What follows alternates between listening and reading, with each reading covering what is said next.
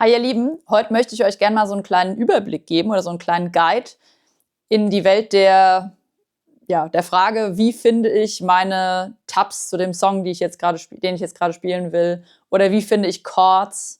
Das ist nämlich, kommt eigentlich so ein bisschen daher, dass ich ja, wie ich auch schon öfter erzählt habe, Bands coache. Und diese Bands möchten ja oft und viele Instrumente auch dann dazu noch, viele verschiedene, irgendwie an ihre Tabs oder Noten kommen. Und wir leben eigentlich da in einer ziemlich goldenen Zeit, muss man sagen. Also früher war das so, da musstest du dir die Sachen halt raushören. Da gab es eigentlich keinen anderen Weg. Oder du musstest halt irgendwie von Herr Leonard oder so, musstest du dir irgendwie eine komplette Transkription als Buch kaufen. Oder hast du dir irgendwie ausgeliehen. Und heutzutage ist es so, dass eigentlich im Internet alles für uns bereit liegt. Wir müssen es halt nur finden. Und dieses Finden von dem, was man wirklich verwenden kann, das ist so ein bisschen manchmal die Schwierigkeit, weil es gibt zu viele Möglichkeiten. Also ihr könnt theoretisch euer Geld für keine Ahnung wie viele Programme ausgeben. Da gibt's ja dann monatliche Abonnements und so weiter. Und jedes Mal so ein bisschen nutzen. Aber ich erzähle euch mal, wie ich das mache. Ich gebe da gar kein monatliches Geld für aus. Ich habe auch keine von den Bezahlversionen. Ist jetzt auch keins irgendwie davon gesponsert oder so. Also schön wär's, aber ist leider nicht so. Genau, ich erzähle euch einfach mal, wie ich's mache und dass ich auch den Leuten immer empfehle. Für verschiedene Sachen gibt's einfach verschiedene ideale Vorgehensweisen und da steigen wir jetzt einfach mal ein bisschen ein. So ein bisschen der Urvater von der ganzen Sache ist Ultimate Guitar. Das wird auch immer wieder irgendwie von Leuten schon erzählt. Ja, ich suche immer meine Tabs mit Ultimate Guitar und so weiter. Und Ultimate Guitar ist eigentlich so ein bisschen wie Wikipedia für Tabs und Chords. Also da kann eigentlich jeder so ein bisschen was reinstellen, dann kann man es bewerten. Man kann jetzt zum Beispiel hier, keine Ahnung, was man für einen Song spielen will, von mir aus Wish You Were Here. Genau, dann kriegt man hier so eine riesengroße Liste. Und jetzt geht's schon los. Jetzt kann man mal schauen, was will ich denn eigentlich? Also hier sind fast alle 5 Sterne. Ja, das macht die Sache ein bisschen schwieriger. Also ich würde immer erstmal Sachen nehmen, die viel Bewertungen haben. Das sieht man an der Zahl hier. Man muss aber dann wissen, dass die auch nicht immer die akkuratesten sind. Also das sind oft auch die am einfachsten zu spielen sind und am wenigsten, was weiß ich, Bemol 7, Kreuz 5 oder sowas haben. Und das sind nicht unbedingt die akkuratesten. Also wir können jetzt hier mal reingehen. Okay, jetzt gibt's hier nicht besonders viele komplizierte Chords, aber okay, hier steht dann auch irgendwie ein bisschen was. Das ist natürlich grauenvoll hier. Tabs ohne irgendwelche rhythmische Informationen. Kannst du nichts mit anfangen. Ach so, genau. Wir sind übrigens hier es gibt einmal Pro, da muss man dafür bezahlen. Dann gibt's Chords. Da wären wir jetzt erstmal, wenn wir jetzt zum Beispiel irgendwie Akustikplayer sind oder einfach nur mal die Chords so ein bisschen mitzocken und mitsingen wollen. Gut auch für Bands, weil da steht oft dann der Text dabei. Also ich bin jetzt hier mal auf den 27.103 gegangen. So, wie gesagt, das hier, lernt man lieber woanders. Okay, aber hier sind jetzt zum Beispiel dann auch so wenigstens mal irgendwelche Slash-Chords und so weiter. Also es sieht schon ein bisschen anspruchsvoller aus, sagen wir mal. Genau, und dann irgendwie hier A7, Sus 4 und so weiter. Jetzt könnte man sagen, okay, das ist mir irgendwie alles zu kompliziert. Ich hätte gern irgendwas, wo einfach nur C und A-Moll und so steht. Dann muss man halt wieder ein bisschen weiter suchen. Das hier scheint mir jetzt eigentlich so vom Ablauf her und so weiter eigentlich ganz gut. Also ist alles drin. Man könnte das jetzt einfach so auch zum Beispiel in Pages kopieren. Das mache ich auch oft. Und dann hat man halt so eine Übersicht, einfach so eine Art Sheet mit Chords drüber und Text. Das wollen eigentlich die meisten Bands tatsächlich und damit können auch die meisten gut arbeiten. Jetzt muss man auch schauen. Manchmal muss man dann in Pages ein bisschen nachjustieren, weil manchmal die Chords einfach irgendwo wild hingeschrieben sind. Also hier stimmt es dann. Can you jet a green field? Da ändert sich der Chord auf Field. From a coasty rail, smile from a veil. So Sachen, da unterscheidet sich dann der Spreu vom Weizen. Das erscheint mir jetzt ganz gut. Wenn ich jetzt zum Beispiel, ich will Master of Puppets lernen. Also erstmal Chords Bei Master of Puppets kann man machen, kann man wollen, muss man nicht. Hier würde ich dann in die Sparte gehen, Tabs. Hier habt ihr, genau, also erstmal ist die eine Möglichkeit Tabs. Da kann man jetzt drauf gehen. Da gibt es jetzt zum Beispiel hier einen, der sehr raussticht. Das sind 3573 Likes. Und hier ist dann aber auch wieder katastrophal, dass man überhaupt gar keine rhythmische Information hat. Was natürlich, also es sieht jetzt so ganz okay aus beim ersten Mal reinschauen. Aber, und so nutze ich das auch öfters, wenn man jetzt Guitar Pro hat, also wir rutschen mal ganz runter und jetzt steht hier Guitar Pro, ist es immer noch Metallica, immer noch die richtige Band. So, Guitar Pro hat auch irgendwie über 1005 Sterne, klingt auch ganz gut. Und gehen wir da mal drauf. So.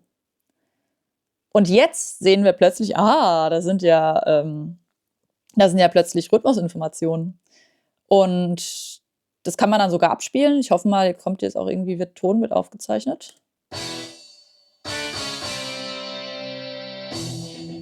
Ja, also wunderbare MIDI-Töne. Klingt sehr schön, aber sieht schon mal viel, viel besser aus. Jetzt könnt ihr ja auch auswählen, hier haben wir den Kirk Hammett, sogar Lars Ulrich, genau, habt ihr sogar Schlagzeugnotation. Und jetzt, da wir, oder wenn man jetzt kein Ultimate Guitar Pro hat, dann kann man hier unten hingehen. Deswegen stand ja da so schön vorhin Guitar Pro. Das ist eigentlich eine Guitar Pro-Datei, die wie lang ist denn das Ding, sagen wir mal. Das ist eigentlich eine Guitar Pro-Datei, die in quasi dieses Format hier geschoben wurde. So, es ist manchmal echt ein bisschen dämlich versteckt. Früher stand da einfach Download Guitar Pro File, jetzt steht da nur noch ganz klein Download. Man könnte sogar das dran korrigieren, man kann es raten und so weiter, sagen, dass es ganz schlecht ist. Genau, jetzt kann ich das Ding downloaden. So, hier sind wir jetzt im Guitar Pro und das ist auch tatsächlich eigentlich das einzige von diesen ganzen Notationsprogrammen, oder Tab-Programmen, für die ich jemals irgendwie Geld ausgegeben habe. Das kostet irgendwie einmalig 70 € und wenn man dann ein Upgrade macht, also zum Beispiel wenn jetzt die Version 9 irgendwann rauskommt, dann würde das 35 € kosten, das halt abzugraden. Das mache ich meistens auch, aber ehrlich gesagt, also weil ich ultra viel mit Guitar Pro arbeite und das auch professionell nutze und so weiter. Aber die meisten Änderungen sind eher so sehr im Detail mittlerweile. Also wahrscheinlich könnt ihr auch also das hier abspielen und so weiter, könnt ihr auch mit der Version Guitar Pro 3 oder so, wenn die bei euch noch läuft. Und jetzt hat man hier eben die ganzen Spuren, den James Hetfield, und der macht dann da, da, da, da. Und es sieht aus wie, ja, in einem Tabbuch irgendwie, sind auch Noten dabei und so weiter, falls man sich daran orientieren will.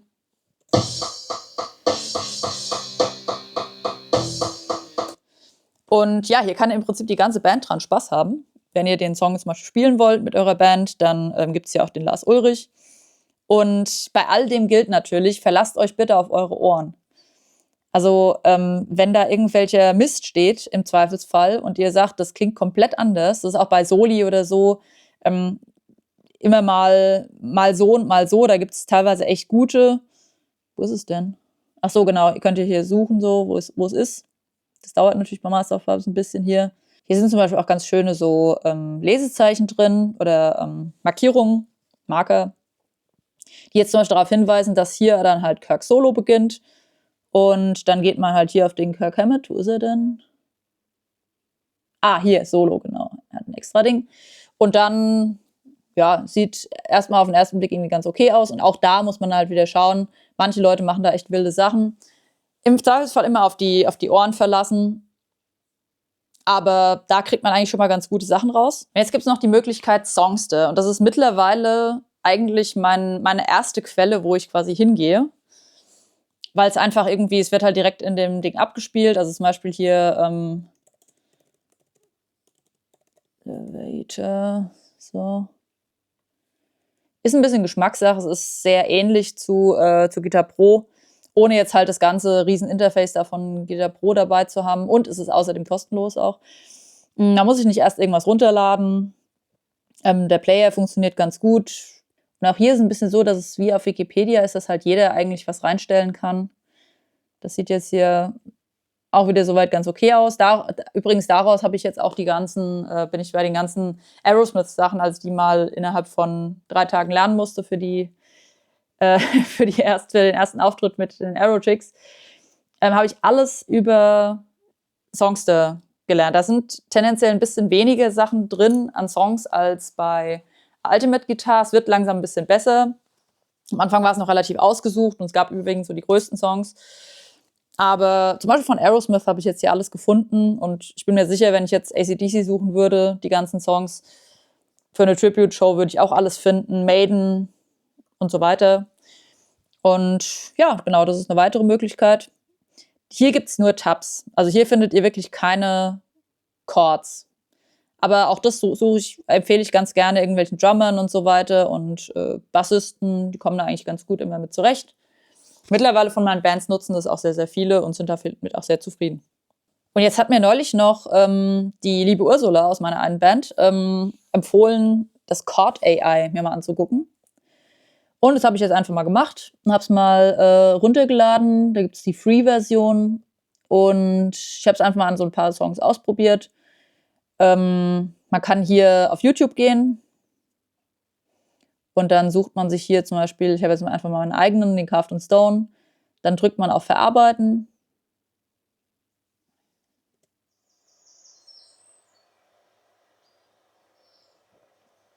Ja gut, ist jetzt natürlich mit einem Musikvideo, aber irgendwann geht es dann hier auch los.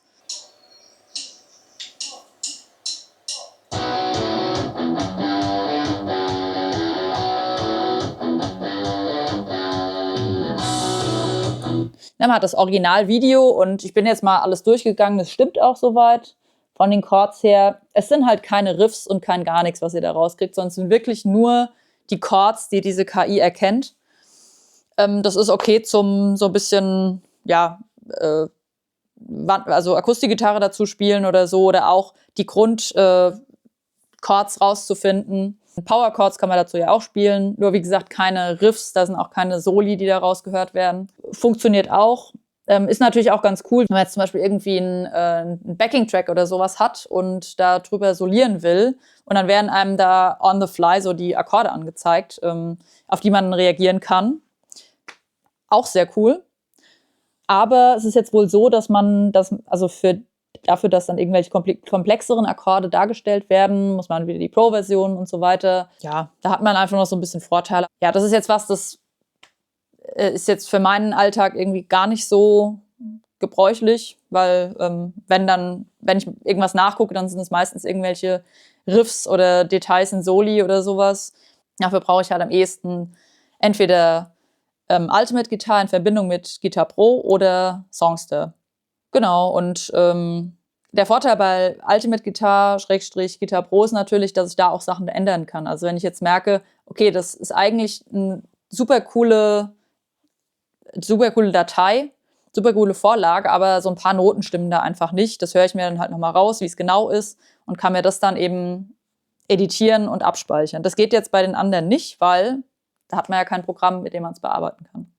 So, ich hoffe, mein kleiner Guide hat euch ein bisschen durch den Dschungel der was muss ich unbedingt an Geld ausgeben, damit ich Tabs spielen kann und Chords rausfinde, Dschungel geholfen.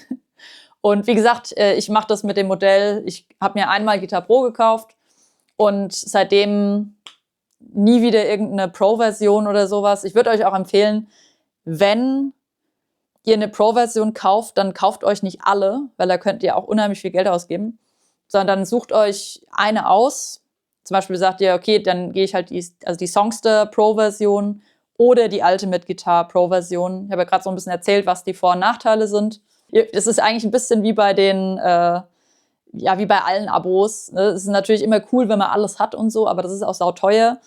Und es kann so ein richtiges Geldgrab werden, wenn man da alles hat. Deswegen beschränkt euch auf das, was ihr wirklich braucht, findet es raus, was für euch in der Praxis am besten funktioniert, womit ihr am besten lernen könnt. Ihr könnt es auch immer noch in Verbindung mit irgendwelchen YouTube-Tutorials machen natürlich. Oder euch auch mal was, ich habe mir früher immer Sachen in der Bibliothek mal ausgeliehen, das ist natürlich der ganz oldschool-Way. Aber ja, genau, ich hoffe, ihr hattet Spaß mit den Videos, hat euch ein bisschen was gebracht. Danke auf jeden Fall fürs Zuschauen und Ciao.